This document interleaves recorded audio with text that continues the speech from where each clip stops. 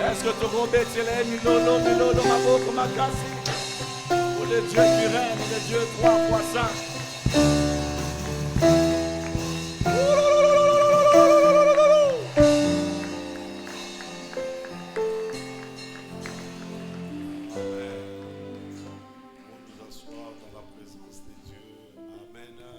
Amen.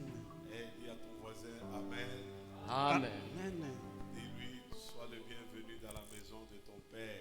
Sois le bienvenu dans la présence de ton Père. C'est vrai, ici c'est la maison de notre Père, la maison de notre Créateur, la maison de celui qui nous fait du bien. On acclame pendant que le doxa retourne. C'est toujours avec beaucoup de joie et d'anticipation que je me tiens devant les saints de Dieu que vous êtes. Toujours avec beaucoup de joie et d'anticipation que je me tiens devant vous, le peuple de Dieu. Nous venons à l'église pour adorer, pour célébrer, pour exprimer notre gratitude à celui qui est notre Dieu. Exprimer notre gratitude à celui qui nous fait tant de bien. Exprimer notre gratitude à celui qui nous protège, qui veille sur nous comme la prunelle de ses yeux. Nous réunissons chaque jour dans ces lieux pour toutes ces raisons-là. Deuxièmement, nous venons à l'église pour être transformés. L'église, c'est un cadre de transformation de vie et de destinée. C'est-à-dire, nous ne pouvons pas venir à l'église et rester les mêmes personnes. Ça serait insensé et imprudent. Parce que nous venons à l'église, c'est-à-dire nous avons accepté de nous laisser transformer par Jésus. Ainsi comme nous l'avons dit à l'entame de cette année 2026, nous sommes appelés, nous sommes exhortés à exceller en toutes choses. Et l'apôtre Paul parlant aux chrétiens de Corinthe, il est lourd du fait que ces gens étaient très bien, ils excellaient en parole, ils excellaient en beaucoup de choses. Et quand vous lisez la dernière partie du verset, l'apôtre Paul dit, faites en sorte d'exceller aussi. Nous devons faire en sorte d'exceller ainsi dans cette œuvre de bienfaisance. La version français courant lit de la manière suivante.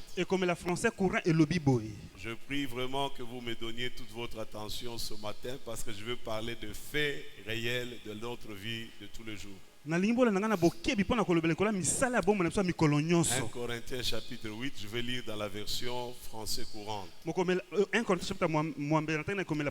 Frères et sœurs chrétiens, nous voulons vous faire connaître ceci. Dieu a montré ses bienfaits dans les églises de Macédoine. Dieu a manifesté ses bontés.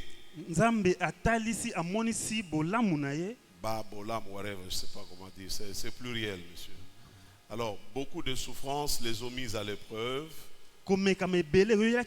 Ils ont été éprouvés de plusieurs manières. Ils sont connus de moments difficiles, des salaires impayés, des érosions à gauche à droite, des deuils par-ci par-là, des cas de maladie. Bref, la Bible déclare qu'ils ont été éprouvés de 1000 manières. Et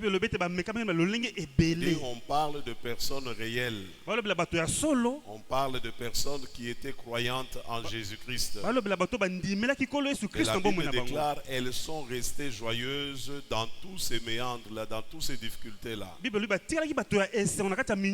réjouir dans le Seigneur même lorsque tout va mal. Bénir le Seigneur même lorsque les choses n'évoluent pas. Parce que vous êtes confiant en lui et vous savez que vous n'allez pas sombrer. Et vous êtes conscient qu'il ne va pas vous oublier. Vous êtes convaincu qu'il est là, il veille dans votre vie dans le moindre détail. Et l'apôtre Paul parlant de ces chrétiens de Macédoine, il dit ces personnes ont donné beaucoup. Malgré leurs difficultés, malgré leurs problèmes, malgré les défis auxquels ils étaient confrontés, elles ont donné beaucoup sans compter, malgré leur très grande pauvreté, c'est-à-dire malgré leur incapacité à acquérir, à avoir, à posséder. La Bible dit les chrétiens ont donné ce qu'ils pouvaient. Donc ceci nous place dans le contexte dans lequel Paul dit exceller dans cette œuvre de bienfaisance. C'était des gens qui avaient été éprouvés. C'était des personnes qui avaient été secouées dans leur vie, dans leur chair, dans leurs économies, dans leur vie en société. Alors la Bible déclare ils ont donné ce qu'ils pouvaient. Et même plus que cela, j'en suis témoin, ils l'ont fait. Et pourtant on leur a rien demandé. Vous voyez, c'était vraiment de vrais chrétiens. Des personnes vraiment converties. Des personnes vraiment qui croyaient en Dieu. Des personnes qui étaient attachées à lui. Et la Bible dit au verset 4, ces chrétiens nous ont réclamé de pouvoir participer à cette aide-là. Donc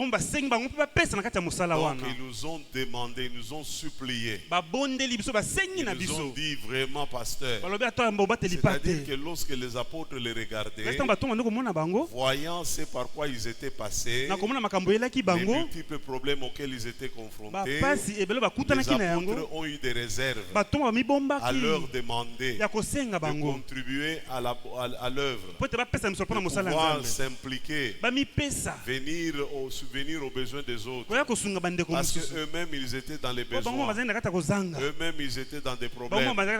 Alors les apôtres ont émis des réserves. C'est la raison pour laquelle au verset 4, je suis dans 1 Corinthiens chapitre 8, le verset 4, Paul insiste en tant que témoin oculaire. Il a vécu cela, il a vu cela. Il dit ces gens nous ont réclamé de pouvoir participer à cette bonne œuvre en faveur des chrétiens de Jérusalem. Comme j'aimerais voir des chrétiens aujourd'hui qui se tiraillent, qui se battent, non pas pour leurs propres intérêts, mais qui se battent pour l'intérêt des autres, pour le bien-être des autres. Nous venons dans nos milieux chrétiens d'habitude juste pour envoyer le feu, pour brûler X et Y. C'est pas chrétien ça. Le chrétien, il se rassemble pour s'encourager, pour s'exhorter à exceller en toutes choses et surtout dans l'œuvre de bienfaisance. savoir faire du bien aux autres, savoir être à la base d'une joie dans la vie des autres, être la cause d'une action de grâce. Loue le Seigneur pour ce que vous faites. Est-ce que vous êtes avec moi ce matin? C'est vrai, j'ai le corps qui me dérange, mais je vais tenir, je vais enseigner.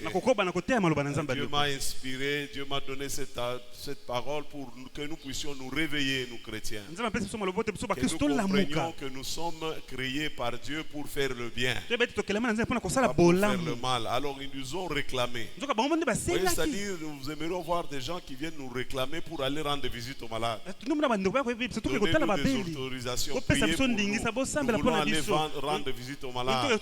Nous voulons aller rendre visite aux prisonniers. Le chrétien excelle dans ce genre d'œuvres. Les chrétiens doivent exceller. Ma petite connaissance de l'histoire de l'Église me renseigne que à un moment donné, l'État romain était capable de prendre en charge les nécessités de sa société.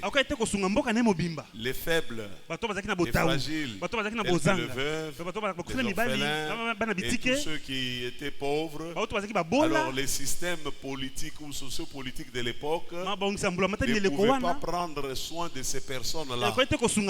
Mais ils ont trouvé refuge dans l'Église. Ce qui a fait que Rome, le pouvoir romain de l'époque, était coincé pour ne pas continuer avec la persécution de l'Église. Parce que l'Église apportait une partie de la solution au problème du peuple. Est-ce que vous êtes là ce matin? Et Paul nous explique dans ce texte que ces gens ont réclamé. Ils en ont fait vraiment un problème. Ils ne venaient pas seulement prier pour que ils priaient pour que Dieu les aide à participer eux aussi. À ne pas être seulement des spectateurs. Alléluia. Amen. Alors ils ont réclamé que de participer à cette œuvre en faveur des chrétiens de Jérusalem. Ils ont beaucoup insisté. Je suis dans 1 Corinthiens chapitre 8, le verset 4. La Bible déclare qu'ils ont beaucoup insisté. C'est très important. Si nous chrétiens, nous étions caractérisés par ça, je crois que nous aurons eu beaucoup d'impact sur notre société. Parce que Jésus a été clair. Jésus a été clair. Il a dit, ce ne sont pas tous ceux qui prient Seigneur, Seigneur qui entreront forcément dans le royaume des cieux, mais seulement ceux qui écoutent ma parole et qui la mettent en pratique, démontrent cela dans leur manière de vivre, dans leur manière d'interférer avec les autres, dans leur manière de considérer les autres. C'est extrêmement important. Et Paul dit au verset 5, ils ont offert leur personne au Seigneur. Ensuite, ils se sont donnés à nous parce que Dieu le voulait. Cela a dépassé notre attente. Nous devons exagérer. Exceller veut dire aller au-delà. Exceller veut dire aller plus loin. Exceller veut dire se surpasser, pour dépasser les autres. Je vous l'ai dit le dimanche passé. Lorsque Jésus dit, si on te demande de faire 1 kilomètre, fais-en 2. C'est-à-dire que c'est au bout du 2e kilomètre que la bénédiction se trouve. Donc tu dois surpasser. Jésus a dit ceci. Qu'est-ce que vous faites d'extraordinaire lorsque vous êtes gentil avec les personnes qui vous sont gentilles? Vous ne faites rien d'exceptionnel parce que les païens en font autant. Mais ça sera exceptionnel lorsque vous allez déborder, vous allez faire plus que les autres en face même des personnes qui ne vous aiment pas, même des personnes qui vous détestent. Des personnes qui vous détestent. Ah, je sens que la parole de Dieu est bonne. Et Paul dit, cela a dépassé notre attente. C'est ce que Être chrétien signifie ça. Faire des choses au-delà. Faire des choses qui étonnent. Faire des choses qui émerveillent. C'est cela être chrétien. Être une usine de fabrication de bonnes choses. Produire de bonnes œuvres. Faire du bien. Et Paul dit, nous avons donc insisté auprès de Tite. Il avait commencé chez vous cette action pour les chrétiens de Jérusalem. Nous lui avons demandé de l'amener jusqu'au bout. Et au verset 7 1 Corinthiens chapitre 8, voyez, je ne cherche pas à aller vadrouiller dans des histoires, dans des rêves, dans des visions inutiles. Je parle de la parole de Dieu. Parce que c'est elle, notre blueprint, notre carte, notre constitution. Alors au verset 7 dans la version français courante, il est dit, vous avez tout en abondance. Paul, il est lourd. Il dit, vous avez tout en abondance. Vous êtes des croyants. C'est déjà une grâce. C'est déjà une faveur. C'est déjà un privilège d'être serviteur, d'être enfant, engagé avec le Dieu créateur. Celui qui ne doit rien à personne et celui qui ne vit aux dépens de personne. Il est Dieu par lui-même. Il a tout. Il a dit à David, si j'ai faim, ce n'est pas chez toi que je vais chercher à manger, car les cieux et la terre m'appartiennent. Les bêtes des champs m'appartiennent. Les oiseaux du ciel m'appartiennent. Mais si je te donne l'occasion de donner, c'est juste parce que je t'aime. Parce que je suis lié à mes principes. Celui qui donne, on lui donnera. Donc je veux que tu donnes pour que tu puisses être aussi, que tu puisses être en mesure de recevoir. Parce qu'on donnera à celui qui donne, et celui qui ne donne pas, on ne donnera rien. Est-ce que vous êtes avec moi? Et Paul dit, vous avez tout en abondance. Vous êtes croyants. Vous parlez très bien. Vous priez en langue. Vous chantez en esprit. Vous sautez très bien à l'église. Wow, ça ressemble à des gens que j'ai rencontrés quelque part. Et ici on parle des chrétiens de Corinthe. Ce matin on parle des chrétiens de l'église de Nation. Dieu s'adresse à ces hommes, à ces femmes, pour leur dire, vous devez exceller en faisant le bien. Vous devez exceller dans les bonnes œuvres. Vous devez exceller dans les bonnes actions. Vous devez être un signe et un prodige. Vous connaissez les choses de Dieu. Et vous êtes toujours prêt à agir. Voyez, l'apôtre Paul, il dit ici que vous êtes une communauté extraordinaire. Vous parlez très bien. Sans l'ikukuma, vous êtes facile à agir. Vous avez de l'amour pour nous. Alors pour ces dons, montrez-vous aussi très généreux. Exagérez encore. Faites encore plus. Parce qu'il s'agit de venir en aide aux autres chrétiens qui sont à Jérusalem. Des chrétiens avec lesquels vous partagez le même Dieu. Des chrétiens avec lesquels vous partagez la même foi. Et Paul dit, ce n'est pas un ordre que je vous donne. Je vous ai seulement raconté avec quelle rapidité les autres églises ont agi. Pour vous inciter à faire de même. C'est pourquoi je vous ai parlé des chrétiens de Macédoine. En dépit des problèmes, en dépit des difficultés auxquelles ils étaient confrontés, ils se sont engagés. Ils ont contribué. Ils ont donné. C'est très important. Vous devez comprendre, bien-aimés. Vous devez comprendre, bien-aimés, que ce qui fait la joie de Dieu, ce n'est pas le fait que nous parlons en langue. Ce n'est pas le fait que nous prêchons bien. Ce n'est pas le fait que nous connaissons le grec et l'hébreu. Mais c'est le fait que nous portons de bons fruits. Nous accomplissons de bonnes œuvres. Lisez Jean chapitre 15, verset 8e. Est-ce que vous êtes là ce matin? Qui me suit ce matin? Amen. Amen. Jésus dit dans Jean 15, verset 8, voici comment la gloire de mon Père se manifeste. Seigneur, manifeste ta gloire. Nous voulons ta gloire. Seigneur, que ta gloire descende. Que ta gloire descende. Qui veut savoir, qui veut voir la gloire de Dieu? La gloire de Dieu se manifeste quand vous portez beaucoup de fruits et que vous vous montrez ainsi mes disciples. Quand vous faites ce qui est bien, quand vous aidez les autres, quand vous vous soutenez les uns les autres, c'est ainsi que la gloire de Dieu se manifeste. Alléluia. Nous voulons ta gloire, qu'elle descende.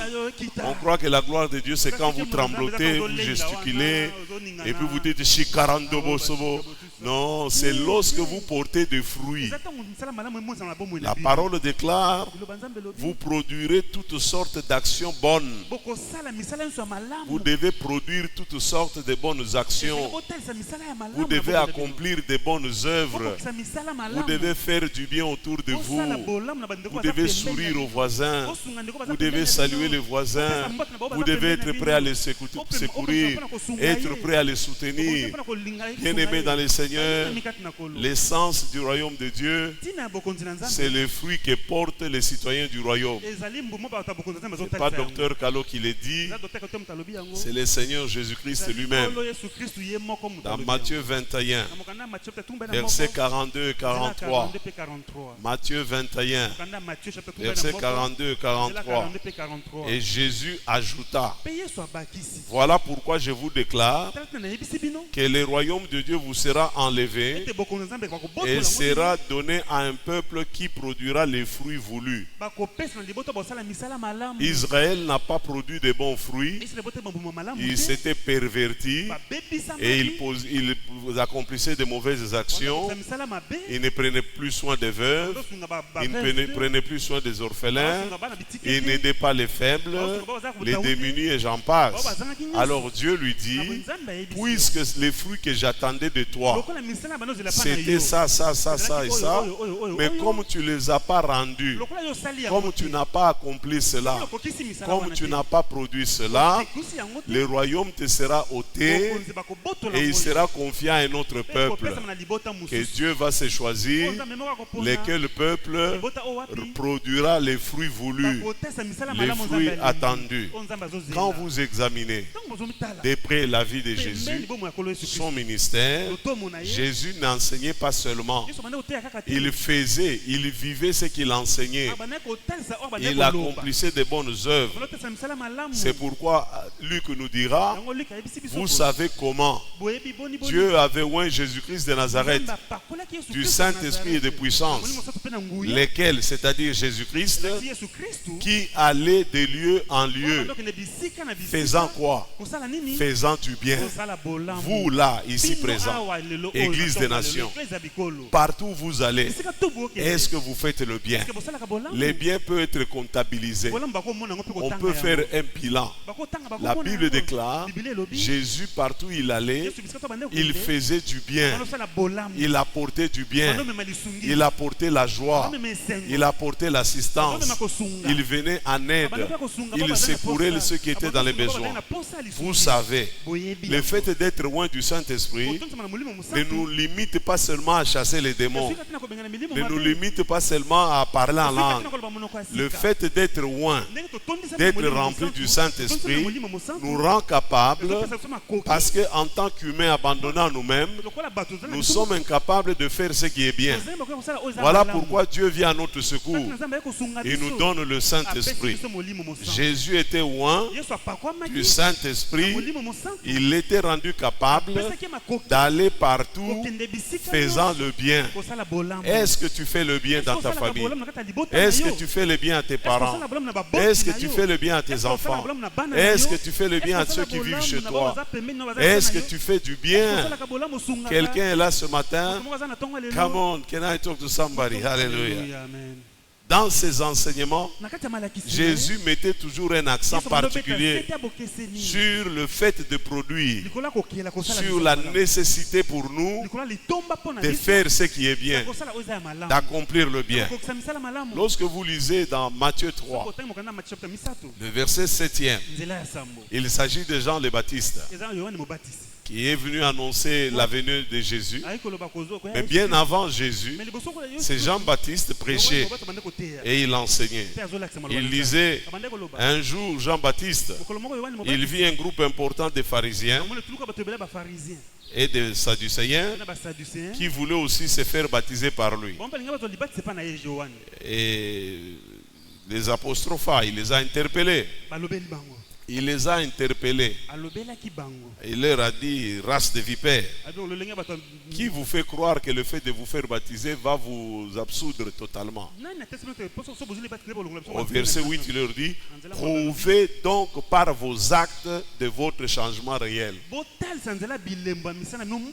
Produisez des fruits qui vont me convaincre que vous êtes devenus des chrétiens. C'est vrai, tu as été baptisé à l'église des nations.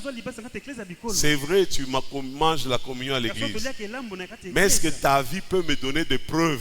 Vous voyez, la vie chrétienne doit être prouvée. Ce n'est pas seulement le fait de parler. Jésus a dit, vous allez les reconnaître par leurs œuvres. Vous allez les reconnaître par leur comportement. Par la manière dont chacun traite l'autre. La manière dont on coopère les uns avec les autres. Alléluia, dis à ton voisin, ça c'est important pour toi. Prouvez donc. Il faut faire des preuves. Dit, bien-aimé, Jean dit, chaque arbre qui ne produit pas de bons fruits va être coupé et jeté au feu. C'est-à-dire que l'essence du royaume, c'est dans le fruit que nous portons. C'est facile de savoir qui est chrétien aujourd'hui et qui ne l'est pas. Quand vous voyez quelqu'un d'impoli, quelqu'un d'irrespectueux, quelqu'un qui ne considère personne, et puis on vous dit c'est un pasteur. Non, c'est un faux. C'est l'apparence. Parce qu'un vrai pasteur, un vrai enfant de Dieu, parlons comme ça, pour dire de tout cela, tel que nous sommes là, c'est par nos actes, c'est par nos attitudes, c'est par nos comportements que ceux qui ne viennent pas à l'église ici vont nous distinguer, vont dire que nous sommes différents d'eux. C'est ce que Jean a dit. Prouvez-le-moi. Je vais vous baptiser, d'accord, mais vous devez produire des preuves. Il faut me convaincre. Et je ne serai pas convaincu tout simplement parce que vous criez Amen plus fort à l'église. Je serai convaincu parce que vous excellez dans le bien. Vous excellez dans les bonnes œuvres. Vous excellez dans ce qui a de la valeur. Dans ce qui peut stimuler les autres. Parce que chaque arbre qui ne produit pas de bons fruits sera jeté et coupé au feu. Le royaume de Dieu, frère, est un royaume de fruits, est un royaume de bonnes œuvres. Le prophète Jérémie disait déjà, béni soit l'homme. Jérémie, le prophète, disait, béni soit l'homme qui fait confiance à l'Éternel. Béni soit l'homme qui place son espérance en l'Éternel. Cet homme ressemble à un arbre planté près de l'eau et qui étend ses racines vers le cours d'eau. Alléluia, il ne cesse pas de porter du fruit.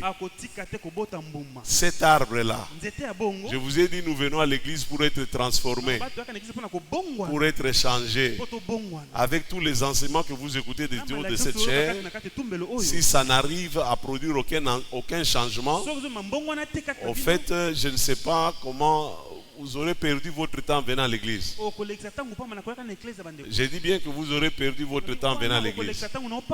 Nous venons à l'église pour changer. Ozalaki maboko makasi okomi maboko pete.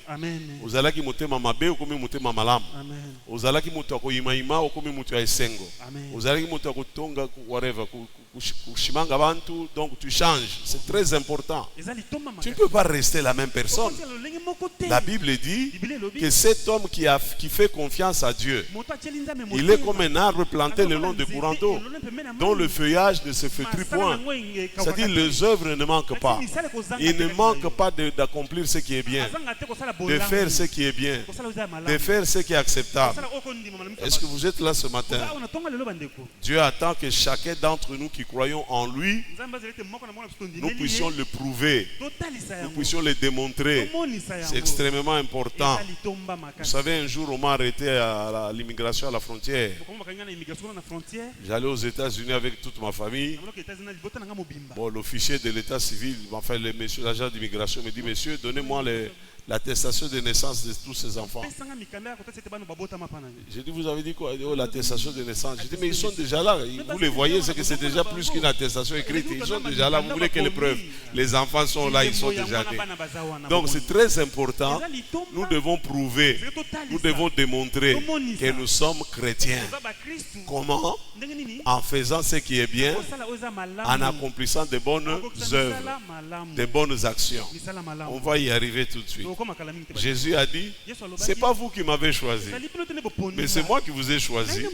Je vous ai établi afin que vous alliez, afin que vous viviez et que vous portiez du fruit et que votre fruit demeure. Mon Christ azali na mbuma te, aza mon Christ te. Amen. Il peut être connu du pasteur. Il peut être connu d'autres responsables dans l'église. Mais ce qui va me convaincre et convaincre le monde que vous êtes vraiment chrétien, c'est vos œuvres. C'est vos actions. C'est votre attitude. C'est votre comportement. On ne peut pas nier ça. Tu ne peux pas jouer au fake. Hein? Tu ne peux pas fake. Ta personnalité se manifeste toujours. Tu peux faire semblant là où il y a les autres. Tu es comme un loup, tu es comme un agneau. Mais quand ta vraie nature finira par apparaître. C'est la raison pour laquelle Jésus dit, la Bible dit, on ne se moque pas de Dieu. Il nous connaît dans le fond. Et la parole, c'est Jésus qui dit, c'est ainsi que votre lumière devra briller aux yeux des hommes. Que ceux, il dit, pour que ceux qui vous côtoient remarquent le bien que vous faites. C'est Matthieu 5, 16.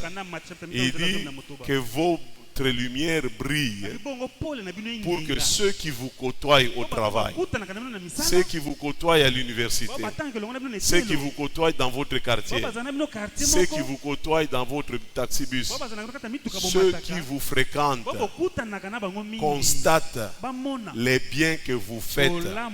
Ainsi ils diront gloire à Dieu. Ils béniront les seigneurs. Ils vont vraiment être contents de Dieu.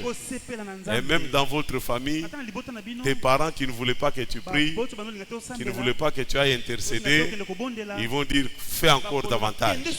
Parce que nous sommes convaincus que ce que tu reçois dans l'église là est à la base de la vie, de la transformation. Alléluia. Très important. Dis à ton voisin, prouve-moi que tu es chrétien. Tu vois même comment tu les salues. Salut-les bien. Mets-toi debout, va saluer quelqu'un là. Je vais bouger. Let's be practical. Alléluia. Bougez. Allez dire bonjour à celui que tu n'as pas rencontré. On commence par dire seulement bonjour. On commence seulement par offrir un sourire. On commence seulement par dire shalom. Wow, acclame le Seigneur.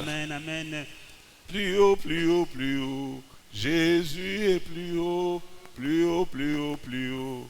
Jésus est plus haut. Amen. Alléluia. Amen. Jésus est clair. Hein? Pour que ceux qui vous côtoient remarquent les biens que vous faites et qu'ils en attribuent la gloire à votre Père Céleste. En tant que chrétiens, nous sommes appelés à faire du bien à tous. Galates 6, verset 10. Galates 6, verset 10. La Bible déclare, soyez prêts à faire du bien pour tous. Vous devez faire le bien à tous. Du bien envers tout le monde. C'est un encouragement à la bienveillance universelle, sans distinction, en posant des actes concrets. Vous savez, frères et sœurs, la seule façon de tuer l'éclanisme, les sexismes, les régionalismes, les provincialismes, les tribalismes, c'est de faire du bien envers tout le monde. C'est un principe universel. C'est lui qui a cousu les habits que vous portez là. N'est pas de votre village, n'est pas de votre ethnie. Si vous êtes tribaliste, vous devez en avoir honte.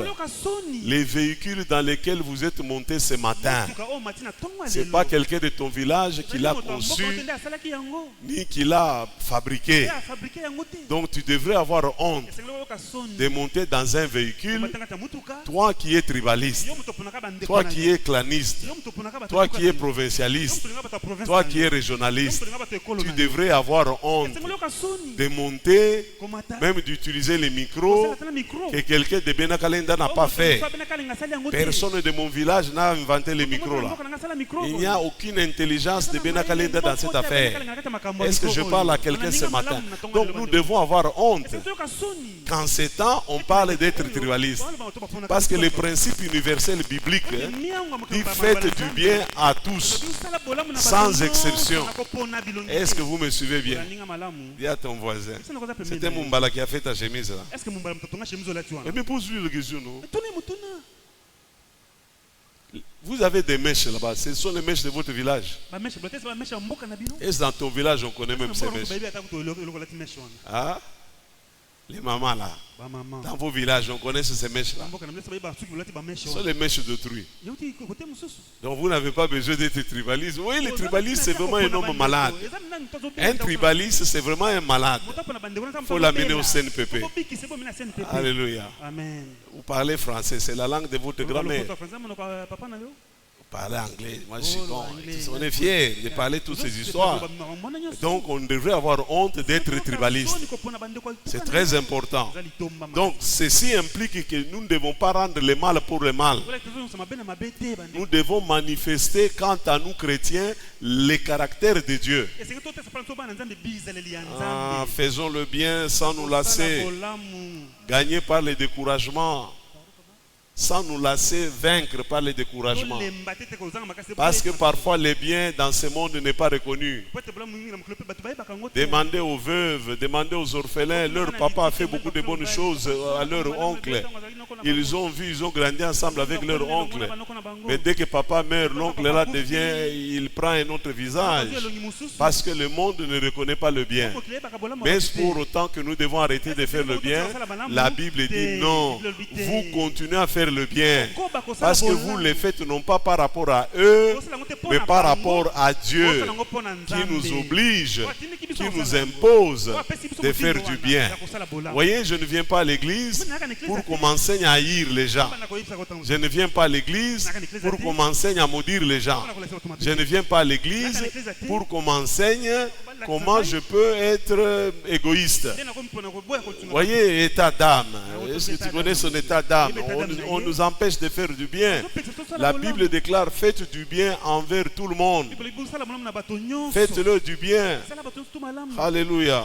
C'est très important. Il dit car si nous ne nous relâchons pas nos efforts, nous récolterons au bon moment. Faites-le en fonction de la récolte. Chaque bien que tu fais. Il y a même un adage mondain qui dit les bienfaits n'est jamais perdu. Vrai ou faux? Vrai. Peut-être ça ne viendra pas par moi, mais Dieu va te le retourner par quelqu'un d'autre. Nous sommes victimes de faveurs multiples dont nous ne connaissons pas toujours la traçabilité. Mais Dieu me récompense pour un verre d'eau que j'avais donné à une maman un jour. Dieu me récompense pour un bonjour, pour une assistance que j'avais donné à une veuve. Dieu me récompense pour un soutien que j'avais apporté à quelqu'un. Nous avons un Dieu qui paye. Nous avons un Dieu qui n'oublie pas. C'est pourquoi Paul nous dit, faisons le bien, sans nous laisser gagner par le découragement. En d'autres termes, ne vous découragez pas à faire du bien. Continuez à faire du bien. Continuez à faire du bien. Tôt ou tard, tu le moissonneras. De la même manière que ceux qui pratiquent ce qui est mauvais, ceux qui font du mal aux autres, tôt ou tard, ils en récolteront. Ils en goûteront les conséquences. C'est la raison pour laquelle Paul dit, tant que nous en avons l'occasion, faisons du bien à tout le monde. Bien-aimé, il dit, vous ferez aussi mieux d'exceller dans cette œuvre de bienfaisance. Vous devez aller au-delà. Qu'est-ce qui arrive à l'église chrétienne? Nous sommes devenus des égoïstes. Nous ne partageons plus. La communion fraternelle est des façades. Tout est superficiel. On a confiance en personne parce que c'est moi et Dieu. D'ailleurs, je ne m'adresse qu'à ceux qui me connaissent, ou je ne peux donner qu'à ceux qui peuvent me donner. Jésus, notre maître, celui dont nous sommes disciples, a dit, ne donnez pas seulement à ceux de qui vous pouvez attendre quelque chose en retour, mais donnez même à ceux qui ne peuvent rien vous donner. Alléluia. C'est très important. Mais toi, quand tu donnes, dès que surgit un problème, tu commences à côté. D'ailleurs, en telle année, je lui avais donné. En telle année, je lui avais donné. En telle année, je lui avais donné. Bon, qu'est-ce que vous voulez? Les gens sont comme ça. Le problème, c'est toi, tu es mauvais. Tu n'as pas donné de bon cœur. Tu as donné avec intention de te faire valoir. C'est pourquoi Jésus a dit, quand vous faites de bonnes œuvres, n'allez pas sonner la trompette. N'appelez pas la caméra. On a donné à manger à 50 veuves. On a donné à manger à 30 orphelins. Vous faites ça pourquoi? Il a dit, quand vous faites ça, c'est vous cherchez la gloire qui vient des humains. Est-ce que cela nous veut dire que nous ne devons pas faire le bien? Nous devons pratiquer le bien. Nous devons faire de bonnes œuvres. Parce que c'est cela notre nature. C'est cela la nature du royaume. C'est le pour porter des fruits. Et Paul le dit, c'est Jésus qui parle. Dans Matthieu 7:12. Je crois que vous aimez ça, n'est-ce pas? Hein? Vous aimez ça? C'est ça la vie chrétienne. C'est pas toutes ces histoires là. Ah non, à un moment donné c'est terrible. Vous allez dans une église, Bademo, Bakangi, Balien, Bafungoli, Bananien, et tout le monde est sous stress, sous pression, traumatisé par des histoires. Non, pratiquons ce qui est bien. Je vous ai enseigné dans cette église. Dieu a dit à Caïn, si tu agis bien, tu vaincras. C'est possible de vaincre les ténèbres en allumant seulement une allumette. Parce que la lumière est plus puissante que les ténèbres. Faisons ce qui est bien. Pratiquons le bien.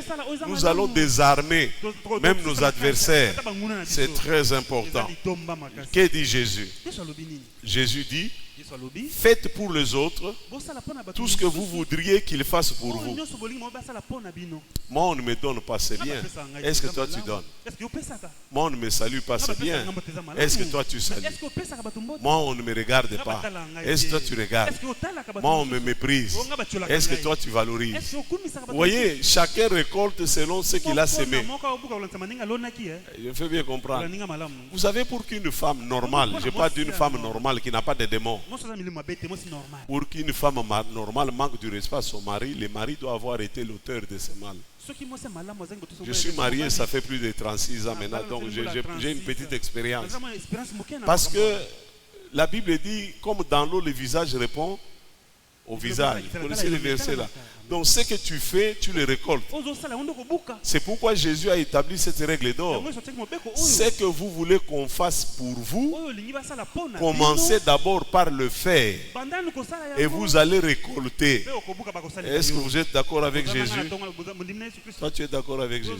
Il a dit, faites pour les autres tout ce que vous voudriez qu'ils fassent pour vous.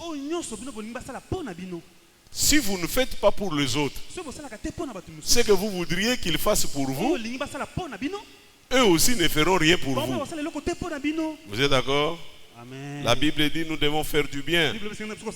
Ceci n'est pas facultatif, mais plutôt un commandement du Seigneur. La Bible dit n'oubliez pas de pratiquer les biens. Et cette histoire c'est sérieux. Voyez-vous, dans la Bible, ce que vous voyez, c'est seulement les démons et les bitumba des familles. Ah, Papa Alain. Dans la Bible, on dit n'oubliez pas de faire les biens. Les matins, n'oublie pas de faire les biens. Quand tu es dans un taxi, n'oublie pas de... Il y a des gens, nous montons tous dans les taxis. Hein.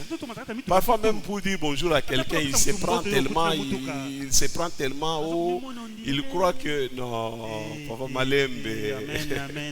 Alléluia.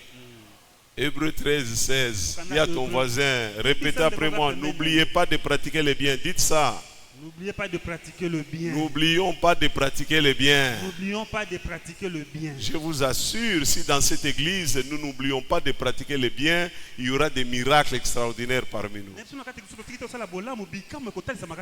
Les miracles ne sont pas très loin. Dieu est dans sa parole. Et là où sa parole est respectée et honorée, Dieu agit. N'oubliez pas de pratiquer les biens. Et de vous entraider mutuellement. Et de partager dans la mesure du possible. Je vais ouvrir une petite parenthèse. Toi qui n'aimes pas partager. Parce que tu ne connais pas l'état d'âme de la personne à qui tu donnes. Et risque, comme les pasteurs ont prêché, on va prendre Elonginayo, Elongianan. Parce que la Bible dit celui qui est à moi il y a quelqu'un. C'est Jésus. Il est plus grand que ceux qui sont contre. Maintenant, comment je n'arrive pas à comprendre comment on va prendre mon Elongi. Mon Elongi à moi, on va aller mettre je ne sais pas où. Donc vous m'enfermez, vous me prenez en otage. Vous prenez Jésus en otage. Ça ne se fera jamais.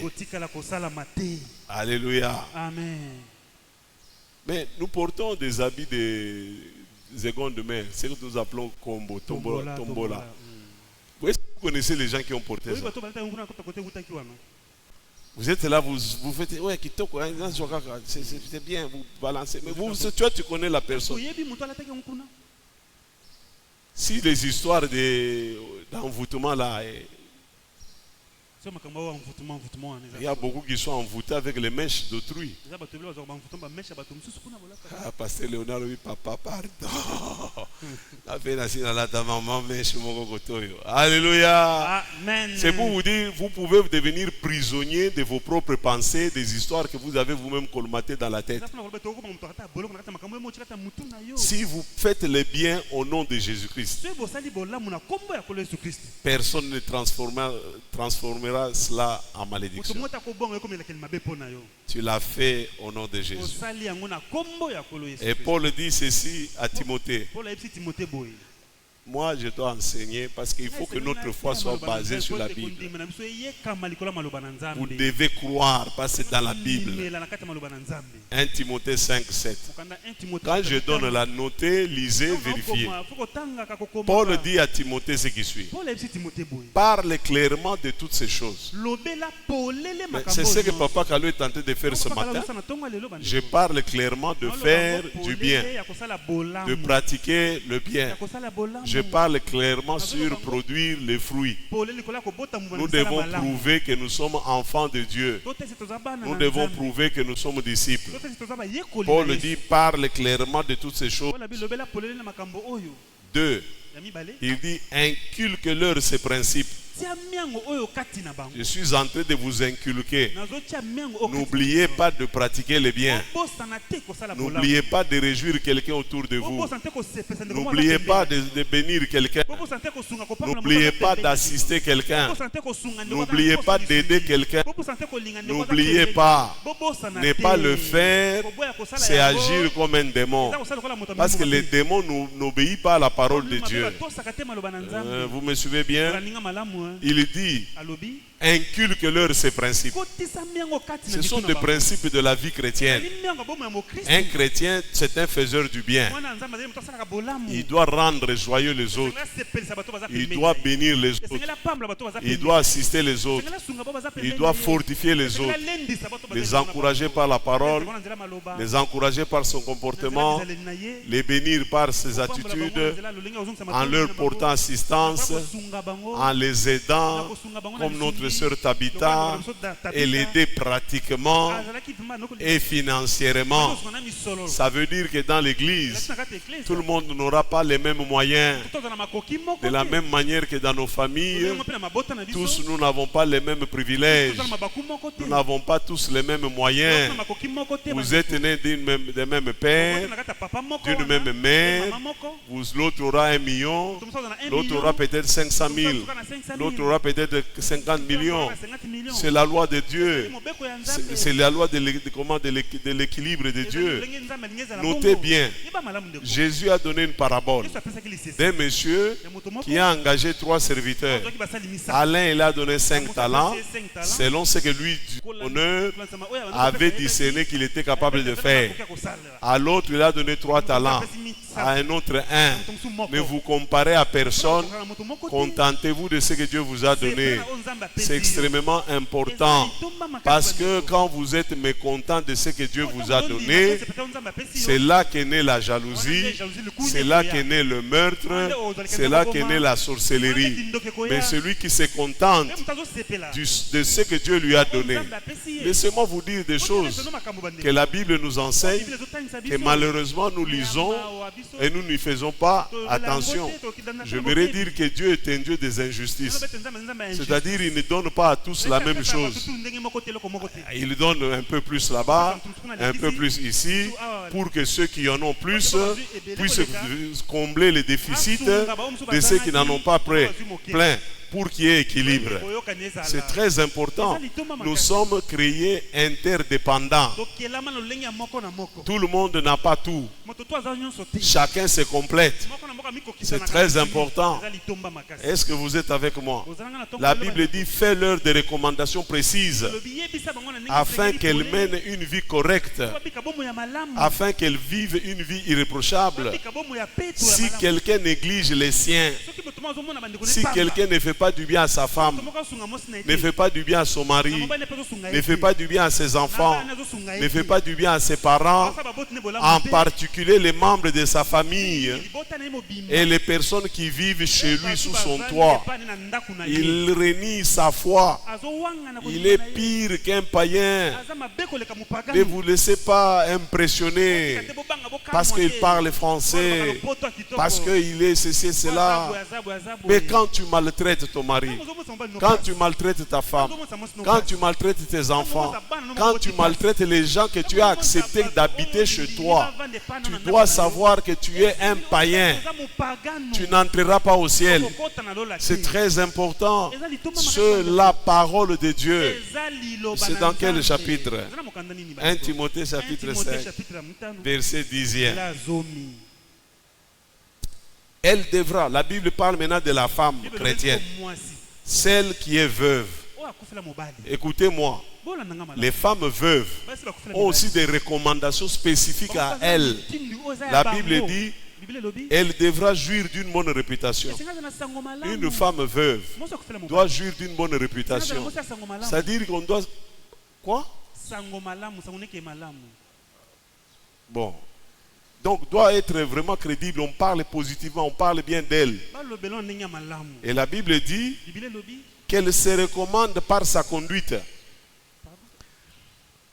Qu'elle donne des preuves par sa façon de se conduire. Qu'elle ait bien élevé ses enfants. Parents. Demain, vous pouvez devenir veuf ou demain, tu peux devenir veuve. Si tu as investi dans tes enfants, tu leur as fait que du bien, tu les as bien élevés, ces enfants seront une bénédiction pour toi quand tu n'auras plus de force, quand tu n'auras plus de moyens, quand tu seras fatigué. Mais puisque tu as pris les soins, il y a des gens qui ne réfléchissent pas Ils font souffrir leurs enfants. Ils font du mal à leurs enfants. Ils leur privent de ce qu'ils peuvent avoir besoin alors qu'ils en ont de moyens. Ces enfants-là demain, c'est seulement moi qu'ils se convertissent qui commencent à prendre soin de vous. Mais d'une manière générale, ils vous oublient. C'est ça les parents que vous voyez, les papas, les mamans en train de commander dans les rues. Vous dites à Abotaki, oh Abotaki ministre. Mais comment ministre s'occupe? Parce qu'elle a mal élevé cet enfant-là. C'est pourquoi nous devons faire très attention. Nous qui ne sommes pas encore parents, nous devons comprendre ce que la Bible nous dit. Nous qui sommes déjà parents, nous devons bien jouer notre rôle parce que c'est un investissement. Tu ne peux pas moissonner là où tu n'as pas sémé. Faisons du bien envers tous. Faisons du bien. Car le bien que nous faisons, c'est comme si Tokoti Sinzambe. Amen. Alléluia. Amen. Il dit que la veuve, elle doit se recommander par sa conduite et ses œuvres, qu'elle ait ouvert sa maison aux étrangers. Elle savait accueillir les gens du côté de son mari, du côté de sa femme, de sa famille, des amis. Savoir bien accueillir les gens. Même si tu n'as pas beaucoup à leur donner, un sourire seulement, un verre d'eau, un sourire, une joie là-bas, ce sont des semences. Ce sont des points, sur ton compte. Il dit qu'elle ait rendu le service le plus humble aux chrétiens, qu'elle ait secouru les malheureux, assisté les affligés. En un mot, il faut qu'elle ait saisi toutes les occasions de faire du bien. Quand ton mari était vivant, est-ce que tu faisais du bien? Parce que Keba, tu peux aussi récolter le mal que tu as fait aux autres. Ce que tu as fait voir aux autres, le mari n'est plus là, tout le monde commence à te dire. Mais quand son mari était vivant, elle disait salut à qui? Elle considérait qui? Elle n'avait de reçu pour personne. Et tu commences à pleurer. Vous les voilà dans l'église. Zamba yaba veuve, Zamba yaba veuve. Yo za veuve, Zamba kokote la terre. Est-ce que je peux bien comprendre? C'est pas Kalo qui le dit, c'est la Bible. Il dit nous devons faire du bien. Nous devons bien vivre. Alors, vers qui nous allons faire du bien? Je termine. Premièrement, nous devons faire du bien aux veuves. Dis à ton voisin, fais du bien aux veuves. Faire du bien aux veuves. La Bible dit tu ne feras de mal à la veuve. Tu ne feras pas de mal à la veuve. Toi qui es belle sœur, toi qui es beau frère, tu as des belles sœurs, de ceci. Si ton frère meurt, ne fais du mal à la veuve, ne fais pas du mal à la veuve, ni à l'orphelin. La veuve et l'orphelin, on va en parler vite là. Si tu leur fais du mal et qu'ils viennent à moi, j'entendrai leur cri. Une veuve que tu malmènes, que tu fais souffrir parce que ton frère n'est plus, si elle prie, Dieu dit il exaucera. Et Dieu dit ma colère s'enflammera et je vous détruirai. C'est comme ça qu'il y a beaucoup de gens qui ont malmené des veuves, les épouses de leurs frères, de leur père, de leur oncle, whatever. Chacun ici a une belle sœur. Amen. Dont les autres sont veuves, les autres ne le sont pas encore. Faites très attention de maltraiter une veuve. Moi, je me rappelle lorsque mon grand frère est mort, papa m'appelle. Qu'est-ce qu'on fait des biens qu'il a? Il a laissé. Vous voyez mon fils, le pasteur Patrick ici, ils sont nés chez leur papa et maman. Je vois 6 ou 7 enfants. Tous les autres sont morts, il est resté seul. Alors, j'ai dit, mais la femme elle est là. Prenez tout ce que vous avez de lui, mais donnez à la femme. C'est comme ça qu'un chrétien doit agir. Un chrétien ne se ligue pas, ne se retrouve jamais dans les histoires où tu vas commencer à combattre la veuve. Papa, fais attention, Dieu au ciel, il défend la veuve, qu'elle soit païenne ou pas. Ne crois pas que la veuve que Dieu défend, c'est seulement celle qui prie. Parce que même celle qui prie, qui ne prie pas là, à un moment donné, tango a passé, chacun pense au Créateur. Il dit seulement Dieu. Kaka fufu na ngana lambela ka bango. Kaka mbongo na ngana pesa bango te. Na bukola bango. belle-sœur peut parler comme ça, mais vous êtes détruits. Ah, papa, la Bible dit, je vous détruirai. Chez moi, on dirait, nous faut ni tuyo là. Donc vous allez, nous boutuka. Donc vous allez vous éparpiller beaucoup si la lokola mungwa. Pourquoi? On ne touche pas à la veuve. Et toi qui es chrétien, toi qui es chrétienne, tu es belle-sœur. On te retrouve dans ce genre d'histoire. Mais tu es démoniaque. Tu es démoniaque. La Bible dit, chantez à l'Éternel. Parce que le Dieu, il est le défenseur de la veuve. Apprenez à faire le bien. Protégez la veuve. Défendez ce droit. Même le monde, la société païenne, profane, elle a organisé de sorte que ces histoires, quand le malheur arrive, il y a veuvage, on a organisé comment répartir les biens. Alléluia. Vous avez toutes vos histoires de communautés de biens, au rang réduit, ceci et cela. Vous savez vous-même comment vous faites. Mais au moins la Bible est au-dessus de tous ces codes-là. La Bible dit, tu ne touches pas aux intérêts de la veuve. Tu ne la maîtrises pas, tu ne la minimises pas. Parce que la veuve se retrouve dans une position de vulnérabilité. C'est pourquoi Dieu prend la défense de la veuve. Donc tout chrétien qui sait dans son cœur qu'il a mal fait à une veuve, demande pardon. Et si tu peux aller te réconcilier, fais-le. Chinanzambi, comme on dit chez moi, Dieu peut prendre son épée et te détruire. Pourquoi? Parce que tu as offensé la veuve. Tu as méprisé la veuve. L'Éternel protège la veuve. Il soutient la veuve. Deuxième groupe de personnes à qui nous devons faire du bien en tant que chrétiens. Les orphelins. Quelqu'un dit les orphelins. Dis à ton voisin, fais du bien aux orphelins. Ne fais jamais du mal aux orphelins. N'ose même pas en rêve.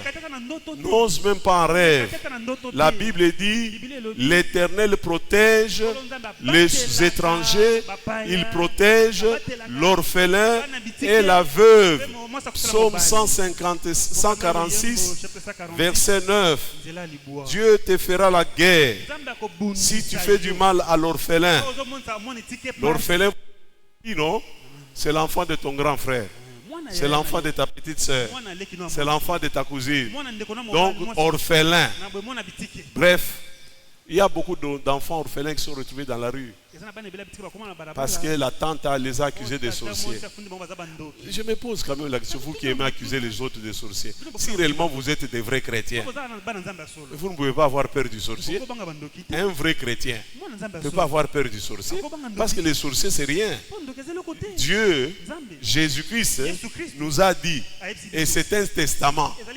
Il a dit, voici, je vous ai donné le pouvoir de marcher sur toute la puissance de Satan. La sorcellerie, c'est une infime partie de la puissance de Satan. Mais moi, on m'a donné le pouvoir sur toute la puissance. All the power, toute la puissance de Satan. Moi, j'ai le pouvoir. Donc la sorcellerie, c'est rien. L'occultisme, c'est rien. La magie, c'est rien. Ce sont des fractions, des infimes, des petites portions de la puissance. Mais moi, j'ai le pouvoir sur toutes, sans exception. Oh power, sur toute la puissance, tout inclusif.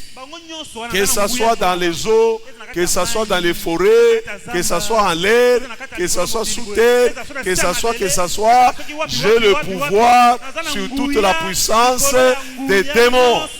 Alors, respecte l'orphelin. Traite-le bien. Sois juste avec l'orphelin. Que l'orphelin ne soit pas ton domestique. Vous savez, frère, je comprends pourquoi certaines personnes, moi j'ai toujours prié vraiment que je meure déjà avancé là, que je vois tous les petits là, je les vois, je veux mourir un peu avancé là. J'ai vu des orphelins souffrir. Je les ai reçus dans les églises. J'ai vu des orphelins abandonnés. J'ai vu des orphelins malmenés, maltraités. Quand on envoie les autres dans une bonne école, eux on les envoie dans n'importe où. Quand les autres mangent à table et on le fait manger par terre. Quand les autres boivent du lait et ils boivent du thé sans. Et ça, c'est une maman Mokambi à l'église. Et ça, c'est une maman diagonaise. Ça, c'est un papa pasteur. Ça, c'est une maman pasteur. No way. Vous n'entrerez pas au ciel. Parce que la Bible est claire. Dieu défend l'orphelin. Paul, la Bible dit, si vraiment vous corrigez votre conduite et votre manière d'agir, si vraiment vous faites justice aux uns et aux autres, si vraiment vous n'exploitez pas l'orphelin, je ne sais pas si vous comprenez. Vous exploitez. Alléluia. Amen.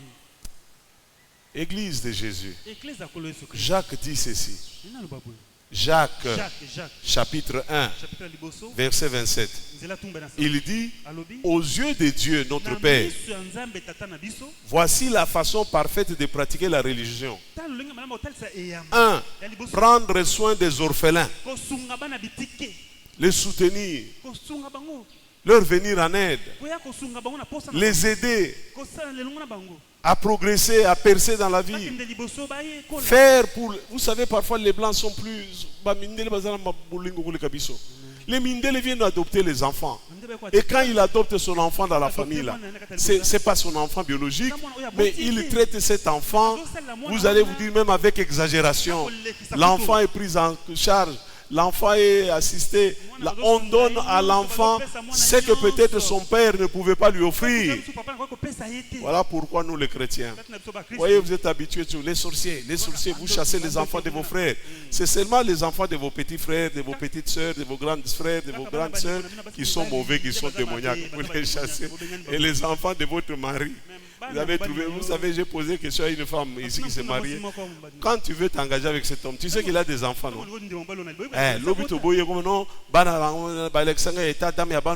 Papa, maman, tika mote mamabe. Okendeli felo. Vous savez, on joue, on croit que venir à l'église, ça suffit. Jérémie dit, hein, si vraiment vous corrigez votre conduite, il faut corriger sa conduite. Si vous corrigez votre manière d'agir, pourquoi l'orphelin doit manger par terre? Une dame me disait, pasteur, j'ai dit à mon mari, il faut qu'il renvoie son petit orphelin là, au village, parce qu'il n'est pas vivable en ville. Il ne sait pas tenir la fourchette. J'ai dit, ma soeur, tes enfants là, ils ne sont pas nés avec la fourchette à main. C'est toi qui les as éduqués. Papa, faisons très attention. Si on ne vous prêche pas de ces choses, moi j'en parle ce matin. Pour que nous changeons. Nous devons bien traiter. Aux yeux de Dieu notre Père, voici la façon parfaite de pratiquer le christianisme. Jacques, tu dis quoi? C'est de prendre soin des orphelins et de veuves. Prendre soin des orphelins et de veuves. Troisième personne à qui nous devons faire du bien. Nous devons faire du bien aux étrangers. Dis faire du bien aux étrangers. Parce que la Bible dit l'Éternel protège les étrangers. C'est-à-dire ceux qui sont étrangers dans ces domaines-là, dans ces secteurs-là. Dans ton quartier. Tu profites comme il est étranger. Au monnaie Bible nous dit qu'au Salangoté, il a un avocat. Il a un défenseur. Vous savez, je suis arrivé à New York. Oui, c'est quand j'étais parti avec Joyce. Nous étions à New York. À l'aéroport, on a pris un taxi. Je ne sais pas qui a déjà vécu cela aussi. Mais comme nous ne connaissions pas bien New York, nous connaissions l'hôtel où on devait loger. Alors on a pris un taxi. Le taximan est parti faire le tour. Comme il y a les taximètres, il a fait le tour pour augmenter l'argent. Et puis on se retrouve quand on rentre à l'hôtel. Mais on voit les ailes des avions. Donc on était à l'aéroport. Donc le monsieur est sorti de l'aéroport. C'est ça, exploiter l'étranger. Est-ce que vous comprenez ça? Vous devez apprendre à bien accueillir vos étrangers. Pas les étrangers qui viennent abuser de vous. Pas des étrangers qui viennent en transgression de vos lois. Nous parlons des gens qui émigrent, qui décident de venir vivre avec vous. La Bible nous dit dans Matthieu 25, 43, c'est Jésus. Jésus dit, j'étais étranger et vous ne m'avez pas accueilli. Oui, tout est dans la Bible. Comment vous accueillez les gens que vous ne connaissez pas? Vous savez, j'ai dit aux sœurs, aux frères, quand quelqu'un t'appelle au téléphone, il y a une manière de répondre. Allô, Yonani, Yonani. Mais c'est pas possible, c'est vulgaire. Peut-être que c'est la personne que Dieu a envoyée pour te marier. Mais la manière dont tu l'accueilles, c'est très important. Les francophones, les Français disent quoi? Les premières impressions sont très importantes. Alors frère, tu vois une fille comme ça que tu veux fiancer, épouser, qui a un langage. Yo naniko, nalobi yo nanio, allô, et puis des filles comme ça ne peuvent pas être de mes belles filles, c'est interdit. J'ai bien éduqué mes enfants pour que les femmes soient aussi polies. Il y a une façon de parler aux étrangers, aux personnes qu'on ne connaît pas. Jésus dit, j'étais étranger et vous ne m'avez pas reçu. Et Hébreux 13, 2 dit, n'oubliez pas d'exercer l'hospitalité envers les étrangers. Savoir accueillir les gens que vous ne connaissez pas. Bien sûr, pas dans la naïveté, pas avec d'une manière aveugle. Accueillir quelqu'un, c'est prendre de ses nouvelles, c'est savoir d'où elle vient, qu'est-ce qu'elle est venue chercher dans la ville, et vous pouvez l'orienter. De ma petite expérience en international, quand tu arrives à l'étranger, c'est triste de dire cela, mais c'est la vérité malheureusement. S'il y a des gens à qui il ne faut pas demander conseil, orientation, c'est des Congolais. C'est des Congolais à l'étranger. Ils vont vous désorienter intentionnellement. Tu vas trouver un Gabonais, il te dirige. Tu peux trouver un Américain, il te dirige. Mais un Congolais, on dirait que dans sa tête, il pense que quand toi tu viens prendre sa place. Alors il doit garder. Et j'ai pensé que j'étais le seul à avoir fait ce constat.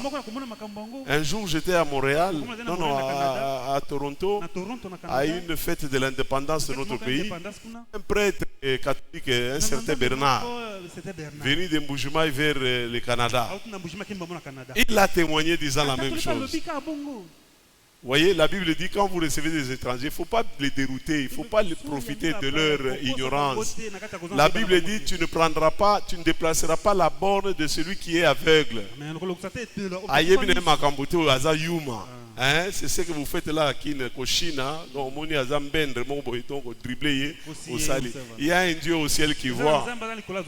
Tu auras ta récompense. Beaucoup de malédictions dans nos vies ne sont pas toujours dues au fait que nous avons offensé le diable. Et nous avons refusé de marcher selon les principes de Dieu.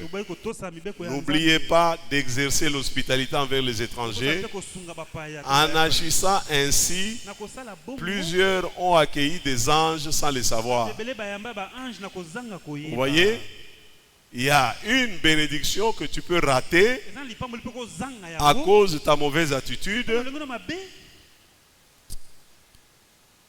Il faut bien réfléchir. Très rapidement. Quatrième groupe, aux pauvres. Nous devons faire du bien aux pauvres, aux nécessiteux, aux faibles sans défense, aux sans-voix, à ceux qui ne peuvent pas se battre pour eux-mêmes. Nous devons leur faire du bien. Proverbe 31, verset 9. La Bible dit, ouvre ta bouche, juge avec justice et défends les malheureux et les pauvres.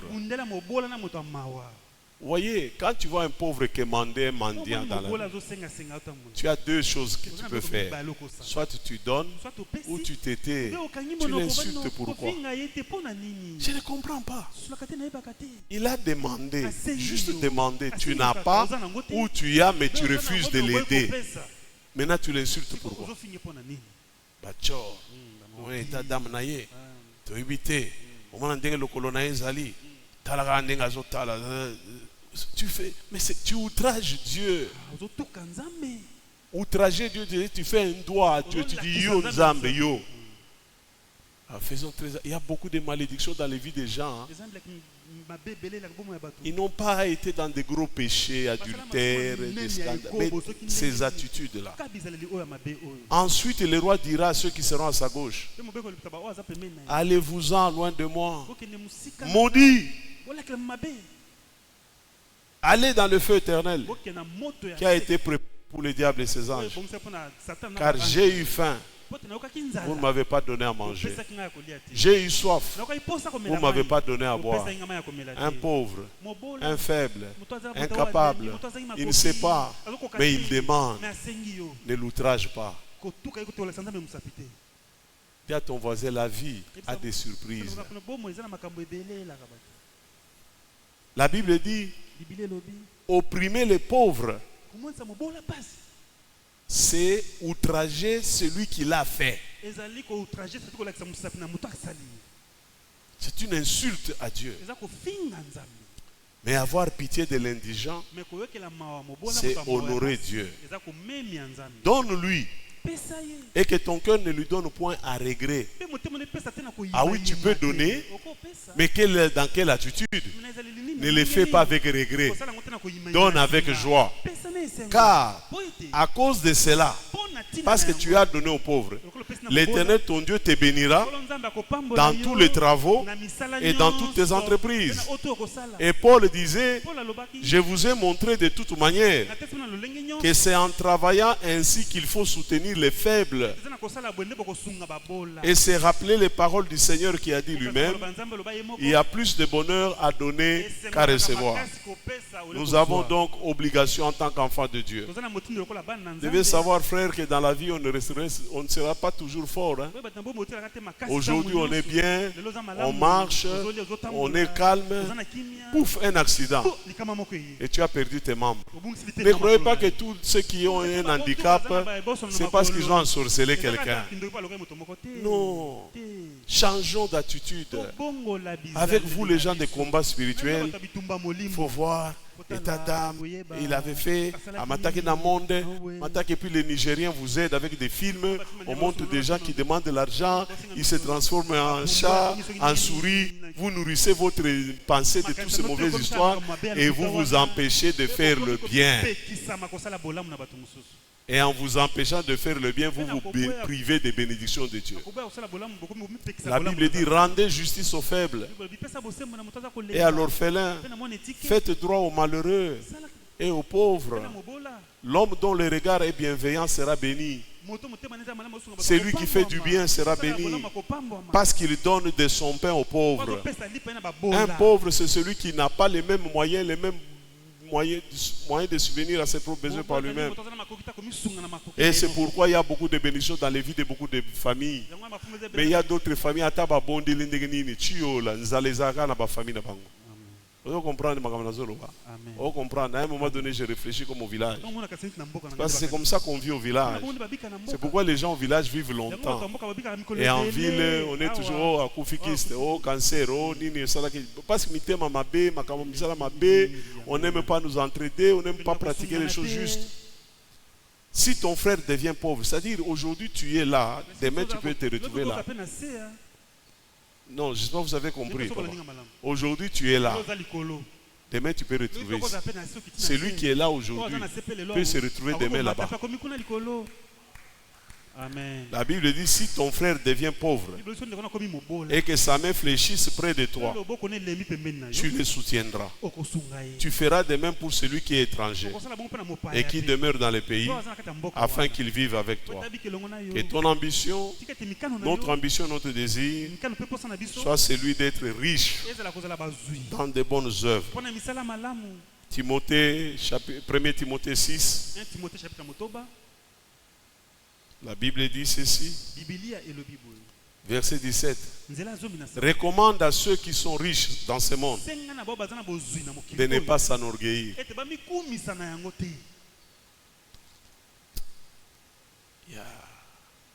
L'homme sont des vaniteux. Ok, poto kaka il y a 2 jours ici. Un mois après, tu reviens. Pour nous saluer, tu commences à nous regarder. Oui, en fait, lui, c'est qui encore? Oui, c'est la cousine, c'est la demi-sœur, c'est la... Eh, et puis quand vous arrivez en Europe, papa a osé, il vous pose la question, chez vous là-bas, ça va? Et pourtant, il est parti d'ici, non? J'ai vu ma jeune soeur, elle vivait chez moi, il part en Europe. Maintenant, quand elle revient, c'est seulement de l'eau en bouteille. Moi, papa. Non, les moustiques, ça va, non. Tout le monde peut se bon côté. Vraiment. C'est comme ça, il y a d'autres qui tombent vite pauvres. Dieu regarde seulement qu'il t'a donné un peu au Mati Lolendo, au Mati Mapeka. À l'église là, vous savez, la route là, est-ce qu'on a arrangé? Papa. Non, Dieu peut t'abaisser sans communiquer. Ah oui, recommande aux riches qui possèdent des richesses de ne pas s'enorgueillir. Dis-leur de ne pas mettre leur espérance dans des richesses si incertaines. Ce que tu as aujourd'hui, tu peux le perdre demain. C'est pourquoi respecte tout le monde. Honore tout le monde. Fais du bien envers tout le monde. Tu ne sais pas qui demain Dieu utilisera pour te bénir. La Bible dit, recommande-leur de faire le bien, d'être riche dans de bonnes œuvres. La vraie richesse non périssable, c'est d'investir dans de bonnes actions. Les cadeaux qu'offre un homme, dit la Bible, lui ouvrent la voie et les conduisent auprès des grands. Quand tu me fais du bien aujourd'hui, j'avais un jeune garçon Mwamba. Il était batteur de tam-tam dans notre église à Lingwala. Et puis il a voyagé, il s'est retrouvé à Cincinnati, aux États-Unis. Il a appris que j'étais là. Il en a parlé à son pasteur. Une église, 1000 personnes de blancs. Il y avait 5 ou 6 noirs. À cause de Mwamba, la manière dont je l'ai éduqué, je l'ai traité à Lingwala là-bas. Son pasteur me paye un billet d'avion. Je prêche dans les milieux des bazous. Il me donne une offrande de $2000. Et puis il me dit, comme tu vas au Canada, nous voulons que tu reviennes encore. Une autre offrande de $2000. Pourquoi? Les petits Mwamba que j'ai encadrés ici, ces petits à qui j'ai fait du bien, il était ici, il dormait à Lingwala. Maintenant, pauvre, il est là. Alléluia. Les gens les conduisent. Papa, sois bien avec tout le monde. Viens ton voisin, sois bien avec. C'est ça la vie chrétienne, papa. C'est pas yaka, bouka, brisé, déraciné. Non, on fait tout ce soir. Feu. Ça ne change pas les problèmes. Mettons la parole de Dieu en pratique. Les cadeaux qu'offre un homme lui ouvre la voie. Bolamu ozali ko salela batu lelo et ko fongolelo banzela lobi. Amen. Moi, namuke l'orphelin que tu as élevé chez toi là. Et puis on dirait batu baleka na ba moment ba passe de batu zambe pa tombola na façon moko grave. Amen. Alors yo zonyo ko la bana na yo batikali cha mwisho. Yo orphelin wana mati. Vous voyez ce ministre là, c'était mon enfant. Mais dans mon cœur là, est-ce que vous l'avez bien? Vous avez dit, yo, maman, papa, qu'est-ce qu'il faisait? C'est grave. Mais malheureusement, nous devons nous préparer à ces éventualités là. Moi, je parle des choses pratiques. Parce que je suis orphelin. Ne pensez pas que je parle comme ça en l'air. Je suis aussi orphelin de père. Donc je sais ce que c'est. Sauf que je suis devenu orphelin grand. Et maintenant, pensez aux orphelins petits. Aux orphelins petits comme ça, c'est grave. On en abuse, on les maltraite, on les exploite. L'âme généreuse sera comblée. Celui qui arrose sera lui-même arrosé. Cinquième groupe. Nous devons faire du bien aux prisonniers. N'a pas prisonnier, oui. Badibang, nous devons faire du bien aux prisonniers. Ne croyez pas que tous les gens qui sont en prison là-bas, il mérite d'être en prison.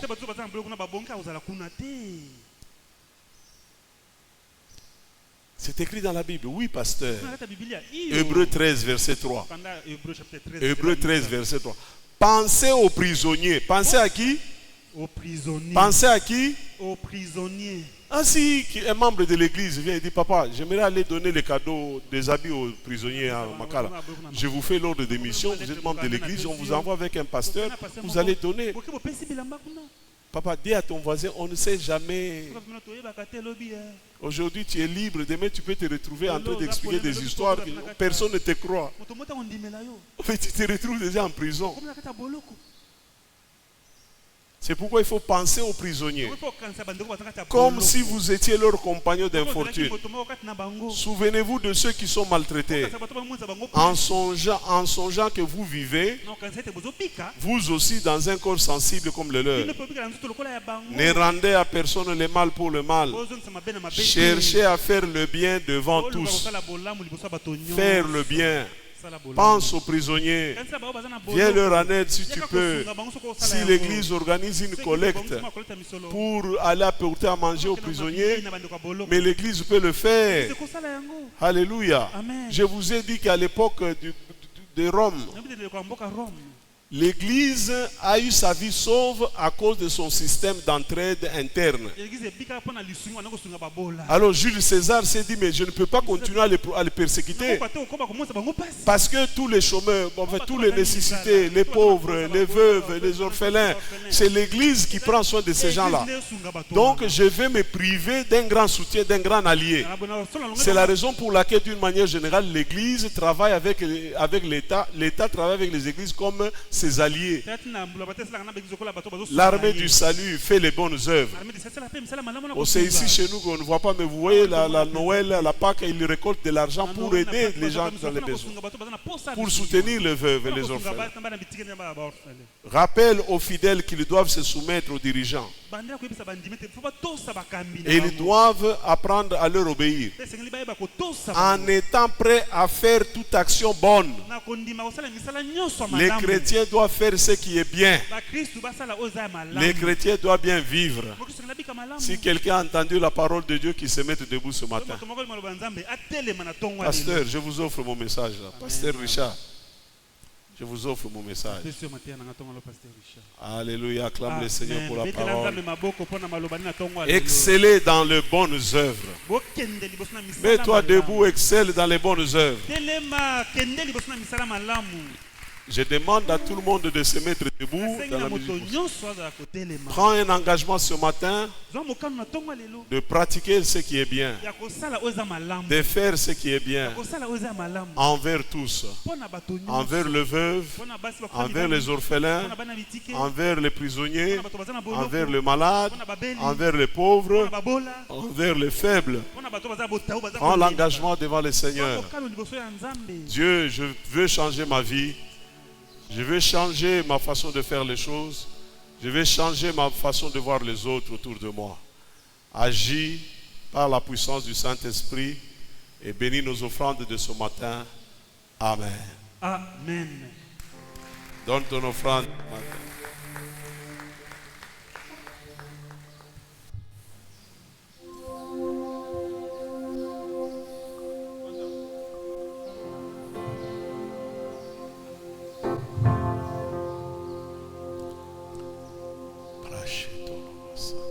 Natoni okolo, Alléluia, Natoni okolo, Amen, Amen. Natoni okolo, Alléluia, Natoni okolo, Amen, Amen. Natoni o papa e bona maso sali Natoni okolo, Amen, Amen, Amen.